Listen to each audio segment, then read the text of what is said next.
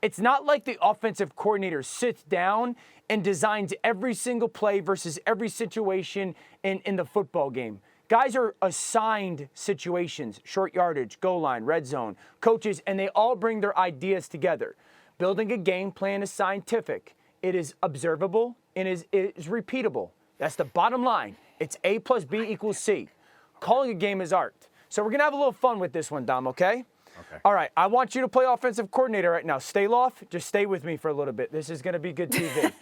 You're going to play offensive coordinator, Dom. All right, it's the second quarter. Your team's down 4, and you got the ball at the 22-yard line. It's 1st and 10. What's your play call? I don't know. I didn't prepare a full week for the play call. It's 1st and 10. Make a play call. Clock is running. Your team is going to get a delayed game, Dom. What is the play call? Bomb. That's it. Send it in. Okay. This is an absurd activity, but I'll let you continue. It's 26 seconds left on the clock. Just make sure there's enough time left for me to rip this nonsense apart, okay? Okay, Dom. Hey, the pass was incomplete. It's 2nd and 10. What's your play call? We're going deep again. Bomb. Okay.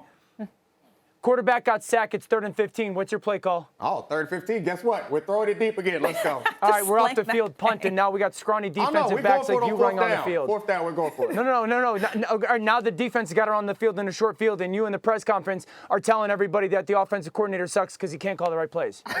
Okay, are you done with this foolish activity? Yeah. Can I rip this nonsense apart now? Yeah. Okay, the idea that asking me, someone who has never been a coach and is not on the sideline, has not spent a week preparing for a game plan, to call plays on first take and saying that that's equivalent to Matt Patricia, who's been a defensive coordinator, who's been an offensive line coach, who's been a head coach, asking him to prepare and make calls for a game, is the idea that this is somehow equivalent is just absurd. That is ridiculous. So the point I was making, I'm not saying that calling games is easy, but it's not too hard. You literally used those words. I'm saying that it's easy for the people who are prepared to do that. You guys, you need to read a different section of the newspaper other than the sports section, because you're in a world where the smartest people in football you think are some kind of geniuses. We're not asking him to negotiate an end to a crisis in Darfur. We're not asking him to build the James Webb telescope. We're not asking him to remove tumors. We're asking him to look at a play sheet that says on 3rd and 3 to 6, pick one of these 5 plays.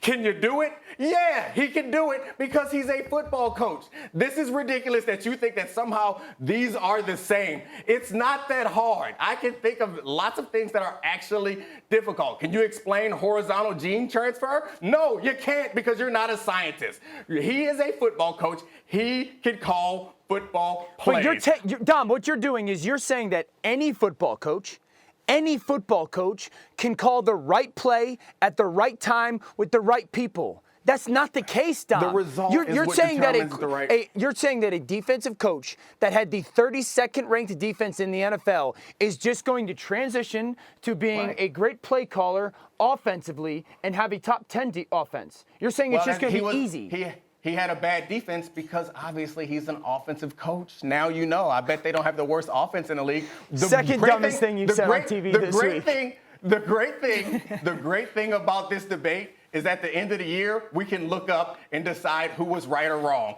And I promise you that this is not going to be an abysmal disaster like you're suggesting it's going to be. I have been on a team.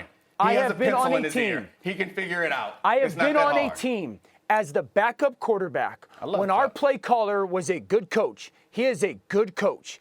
And he was calling plays that were awful for a guy who's going to be in the Hall of Fame. And I had to go to the head coach and say, if we don't do something because the play caller and the quarterback are not seeing it the same way, and he's not good to call plays for this quarterback, if you don't do something, you're going to lose the quarterback. I'm not saying that everyone that calls plays is a world-changing play call. The only point I'm making is someone who has made their profession coaching football and has been quite successful, like relatively. He's been a head coach. He's been on championship-winning teams, someone who's been successful, who is working under the most accomplished coach that we've ever seen, let's not act like this is actually some sort of major crisis. He's going to be fine. Let's bring it back. Let's bring it back to the topic and specific topic at hand. If a young quarterback is going to work with an unconventional play caller, an unconventional OC, whatever you want to call it, what young quarterback in this league do you think that would actually find success? Because I agree. I think it's Mac Jones, based on his intellect, based on his high football IQ, based on the way that he prepares, the way that he digests a playbook. If you're going to pair somebody in this league with an unconventional play caller who is defensive minded and might open his eyes to a different viewpoint or way to see the game, Mac Jones, I think, is at the top of the list in terms of somebody who doesn't need to lean on a conventional OC as much as we see other young quarterbacks. So, thanks for watching ESPN on YouTube. For live streaming sports and premium content, subscribe to ESPN Plus.